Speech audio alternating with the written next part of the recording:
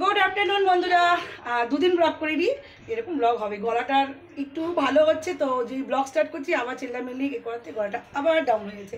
যাই হোক, আজকে হচ্ছে শুভ অক্ষয় তৃতীয়া। প্রীতি ও শুভেচ্ছা সকল আমার ইউটিউব বন্ধু, ফেসবুক বন্ধু।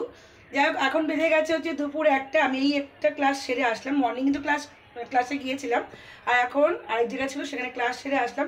ভেবেছিলাম ওখান থেকে ভিডিওটাকে অন করব, কিন্তু আমি এত ভুলক্কর হয়ে গেছি, ফোনটা রেখে চলে গেছি। তো কিছুতেই আর স্বাভাবিক আর হবে না। যাই হোক, এখন এখানে আছে হচ্ছে হ্যাপি, সিম্বা, ওদের খাওয়া দাওয়া হয়ে গেছে। আর আজকে ঘরে রান্না করবো হচ্ছে হচপচ। আমার খেতে ভীষণ ভালোবাসি, আমি ভালোবাসি, কিন্তু আমার ঘরের লোকরা একদম বিশেষ করে আমার মেয়ে তো পছন্দই করে না। যাই হোক, কোনো কোনো সময় নিজের ইচ্ছেটাকেও একটুখানি প্রাধান্য দেওয়া উচিত, কারণ সবসময় এদের ইচ্ছেটাই আমি রান্না বান্না সব কিছু করি। আজকে আমার ইচ্ছে, তো গত মাসে বলো ঠিক আছে, অক্ষয় তৃতীয়া আছে, করে হলো। তো খিচুড়ি করব, আর করব হচ্ছে মাছের ডিমের পকোড়া। কাতলা মাছ নিয়ে এসছে, আমি তো ছিলাম না, এখন দেখছি কাতলা মাছ, ওটাকে ভাজা করব। ব্যাস এই করবো আজকে রান্না বান্না।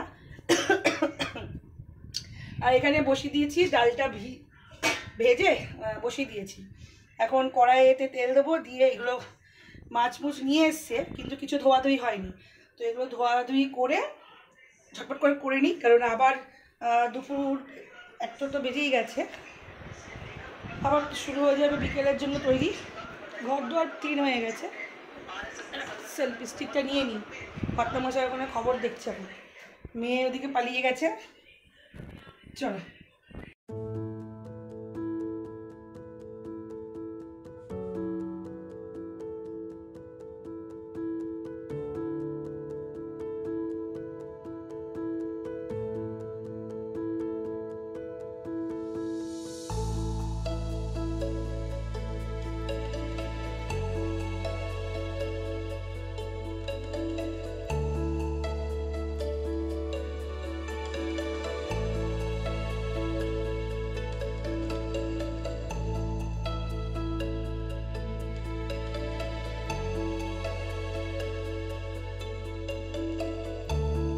রান্না বান্না হয়ে গেছে। আর এখানে এখন গরম গরম মাছ ভাজতে বসিয়ে দিয়েছি, আর খিচুড়ির কালারটাই দেখতে তো খুব ভালো হয়েছে, জানি না খেতে কেমন হবে। আর হ্যাপি শুয়ে আছে।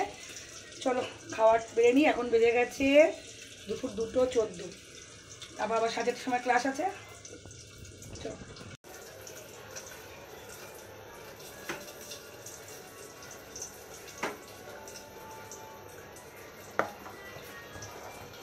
দুপুরবেলা খেয়ে দিয়ে ছোট্ট একটা ঘুম নিয়ে এখন বেজে গেছে 4:30। আর আমি তো রেডি হয়ে গেছি, কস্টিউম ভিতরে পড়াই আছে। আর এখান থেকে দেখুন এসি চলছে এদিকে। আজকে আর ওরা কেউ এই ঘরে ঢোকেনি, যেহেতু এই ঘরে আজকে এসি চলছে বলে এখানে শুয়ে রয়েছে। এই হ্যাপি আর সিম্বা, ওদিকে মেয়েও শুয়ে আছে। আর এবার আমি যাব ক্লাসে। চলো তাহলে। ও পুরো না ঘুম পাচ্ছে, এই দুপুরবেলা একটু ঘুমিয়ে পড়লে না ব্যাস ঘুম পেয়ে যায়। তাড়াতাড়ি এখন যাব ক্লাসে। ক্লাস থেকে আর কোনো কাজ নেই, বাড়ি চলে আসবো। আমাদের বাবার বাড়ির সামনে ওখানে ধর্মরাজের পুজো হবে, মানে এই আজকে ঘট বসে গেছে, এর মধ্যেই ওখানে মেলা বসছে। তো মেলা যাবো একদিন অতি অবশ্যই, সেটা তো শেয়ার করবো। চলুন, আমি আমার লোটা কম্বল নিয়ে এবার দৌড়োই, ওদিকে দেরি হয়ে যাবে, আজকে একটু দেরিই হয়ে যাবে। চলো, তো ক্লাস হয়ে গেছে আর এখন যাচ্ছি বাড়ি। মেয়ে আমাকে ছেড়ে দেবে বাড়িতে, তারপর মেয়ে যাবে বাবাকে নিয়ে, আমার বাবাকে নিয়ে ফিজিওথেরাপি ওখানে। আর রাস্তা আজকে না অন্য দিনের থেকে প্রচণ্ড একটু জ্যাম, ভালো লাগে অনেক সময় পেছনে বসে যেতে। এরকম আসবি মাঝে মাঝে, আমাকে একটু নিয়ে যাবে। প্রত্যেক দিনই তো আসছি।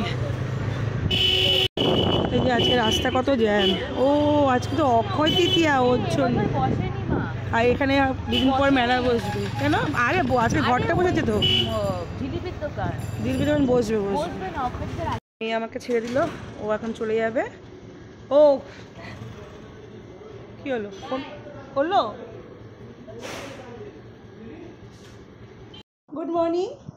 কালকের ভিডিওটা শুরু তো করলাম, বাড়ি আসার পর আর রাতে কি খেলাম না খেলাম কী করলাম আর কিছু শেয়ার করতে পারিনি, কারণ একের পর এক এত ফোন আসছিলো। সেই যে আমি বলেছিলাম আমার এক সহকর্মী, তাকে পাওয়া যাচ্ছে না, তার সম্বন্ধে এত নেগেটিভ মানে শুনতে শুনতে না, মানে এখন নিজের প্রতি ভরসা উঠে গেছে যে কাউকে বিশ্বাস করবো না করবো। তো ওই করতে করতে আমি ভিডিওটা যে অন করে যে লাস্ট এন্ড করবো সেটাই ভুলে গেছি। এই জন্য আজকে ভিডিওটা এন্ড করতে আসলাম। অলরেডি স্যাটারডে ব্লগ স্টার্ট করে দিয়েছি, আমি ক্লাস থেকে চলে এসেছি, সেটা নেক্সট ব্লগে এসব দেখতে পারবেন। চলুন তাহলে আজকের জন্য ব্লগটাকে এখানেই এন্ড করলাম। তো ভালো থাকবে, সুস্থ থাকবে। আর মানুষের প্রতি বিশ্বাস করার আগে একবার হলো ভাববেন, মানে মানুষকে কীভাবে বিশ্বাস করবেন কি করবেন না। কারণ যেভাবে আমরা একজনকে বিশ্বাস করে যেই কী বলবো, চলুন টাটা।